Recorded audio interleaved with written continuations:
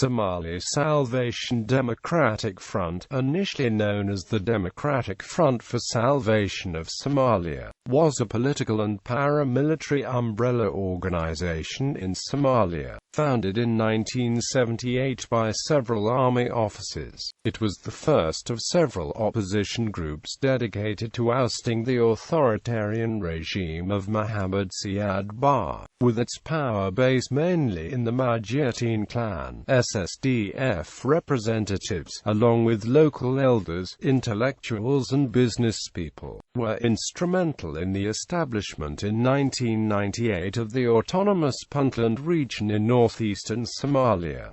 Early history. On October 15, 1969, while paying a visit to the northern town of Lasanat, Somalia's then-President Abdullahi was shot dead by one of his own bodyguards. His assassination was quickly followed by a military coup d'etat on October 21, 1969, in which the Somali army seized power without encountering armed opposition, essentially a bloodless takeover. The putsch was spearheaded by Major General Mohamed Siad Barre, who at the time commanded the army. For refusing to support Barre's seizure of power, numerous political figures were imprisoned. Among these was Abdullahi Yusuf Ahmed, Somalia's former military attaché to Moscow, who was imprisoned for several years by the new military regime. In 1978, together with a group of officials mainly from his own Majeerteen clan, Ahmed participated in a failed attempt to overthrow Barre's dictatorial administration. Most of the people who had helped plot the coup were summarily executed, but Ahmed and several colonels managed to escape abroad. Later that year, in neighboring Ethiopia, Ahmed formed a guerrilla movement called the Somali Salvation Front, which was subsequently renamed the Somali Salvation Democratic Front in 1979. The SSDF was the first of several opposition groups dedicated to ousting Barre's regime by force. The SSDF formally incorporated in Aden, South Yemen in October 1981 through the merger of three groups: Somali Salvation Front, Somali Workers' Party and the Democratic Front for the Liberation of Somalia. An 11-member Central Committee was constituted, of which the SSF leaders held 7 seats. Some former CC members of the Somali Revolutionary Socialist Party were part of the leadership of the new group. A military structure was built up, supported by Ethiopia and Libya. In the summer of 1982, SSDF forces took part in a 1982 Ethiopian-Somalian border war against Siad Barre. The campaign was called off when the United States initiated emergency military aid to Somalia. However, some territory, including 2 district towns, had come under Ethiopian and SSDF control. The Mengistu regime declared that the territory was part of Ethiopia, something which created problems in the relations between the Ethiopian government and SSDF. In any case, the action was swiftly repulsed, and according to the U.S. Department of State, resulted in severe reprisals against the Majeerteen clan. The SSDF itself would be implicated in killings of members of Siad's own Majeerteen clan, in Salhabred in the Galgadud region in the early 1980s.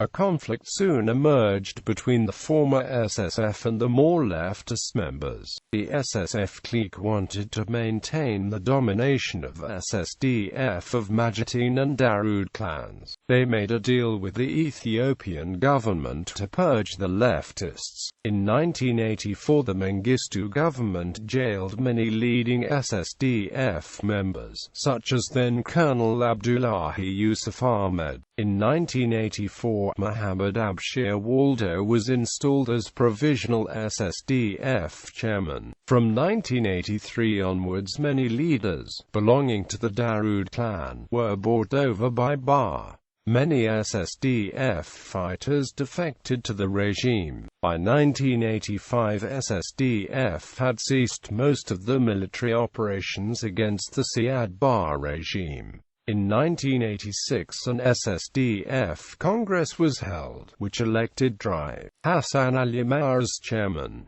He resigned in 1988, leaving a power vacuum in the organization. Musa Islam, Somali, was elected leader by the SSDF Central Committee to hold the position until a Congress was convened. In 1988 the governments of Somalia and Ethiopia made some agreements to cease hostilities. The Ethiopian government started closing SSDF camps, arresting its leaders and seizing weapons. The Ethiopian government also closed the SSDF radio station, Radio Halgan, which had been broadcasting since 1981. In 1988 SSDF guerrillas started taking control over the western districts of Mudug and the southern areas of Nagal and Bari regions. Post-1991. After the fall of the Barre regime, the SSDF was divided in two factions. One was led by General Mohamed Abshir Musa, who at the time was based in Saudi Arabia, and the other was led by Abdullahi Yusuf Ahmed. The General Secretary was Mohamed Abshir Waldo. A Congress was held in August 1994.